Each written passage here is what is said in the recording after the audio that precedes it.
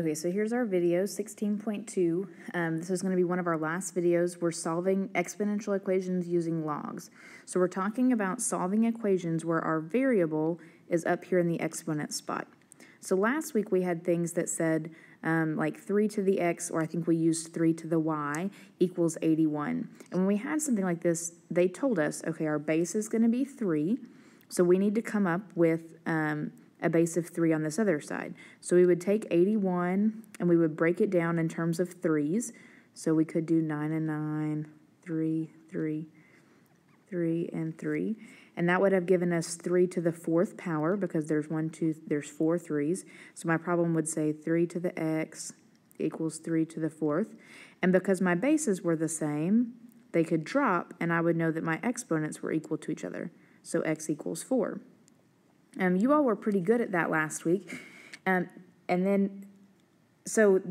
we see to the right here is just a slightly more complicated version of that. Notice the exponents are a little different, but it's still telling me to start in the same place. I want a base of 2, so I can break my 8 down and try to make it a base of 2, so that's going to be 2 times 4, 2 times 2. So that means I have 2 to the 3rd. So 2 to the 6x equals 2 to the 3rd to the x minus 1. That x minus 1 is still there. So to the x plus 1, still there. Now my bases are the same, so my exponents can be equal. 6x equals 3x plus 1. And now that's an easy algebra problem for you to solve. You should recognize that you can just distribute here. 6x equals 3x plus 3. I can subtract 3x from both sides. So 3x is going to equal 3. And then when I divide, x equals 1. That one has a little bit more work to it, but it's still the same idea where we want to make the bases the same. So the first thing that you need to write down, write all of this, but I would put a little star in your notes, somewhere with this one, that says if you can make the bases the same, do that. That's the easiest thing to do. So if you can make the bases the same, start there. That's what your note should say.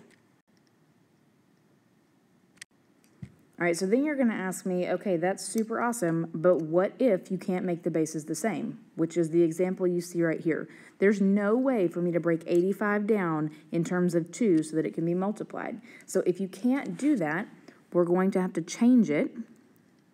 The first thing we're going to have to do is change to log form. And before we do that, we need to make sure that the base is by itself. And here, that's the case. You'll see one where that's not the case here in a minute. So this method, we're going to have to change to log form. So that means I want to do log of the base, that's 2. The answer equals the exponent, x minus 3. This is the same, think about it just to check, right? This is the same like circular pattern that we learned last week. 2 to the x minus 3 equals 85. Okay, so now this is something that we can use properties. And so you can put another little star in your notes. We're going to change to log form, and then we're going to use properties, the ones that we learned in class today, to isolate x.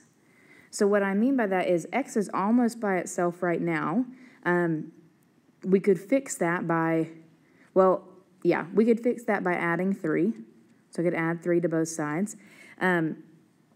That is going to mean that x equals, I can't really add 3 to that, so it's just going to be log base 2 85 plus 3. And then we want to write everything in terms of base 10.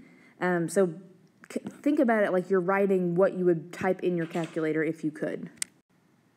So that means we're going to have to do change of base, and you all are good at this. So this is log 85 divided by log 2 plus 3 equals x. And I know that looks complicated, but that's like the exact answer right there. That's your exact answer because x is completely by itself. And we're not going to do anything with calculators. We're just going to change everything over to base 10 and isolate x. All right, here is one where, again, we're not going to be able to make the bases the same. Notice that the base here is E, and we can't break anything down in terms of E. Also, the base is not by itself yet, so we're going to have to isolate the base first. And then we can change to log form. So the first thing I want to do is isolate the base, which means I need to subtract 5. All right, that's going to give me 2e to the x minus 1 equals 75. And then I'm going to divide by 2. That means e to the x minus 1 equals, I'm just going to keep that a fraction since we're not using the calculator, so 75 over 2. And now that the base is isolated, so notice my base is now isolated because the base is by itself. And again, I can't break 75 over 2 down in terms of e. So now that that's the case, we're going to change to log form.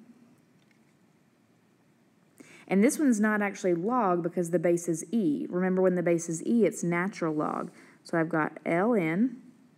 You can write the e down here if you want to, but it's already understood. So 75 over 2 equals x minus 1. And now x is almost by itself. The only thing we have left to do now is to add 1. That's the only thing with the x.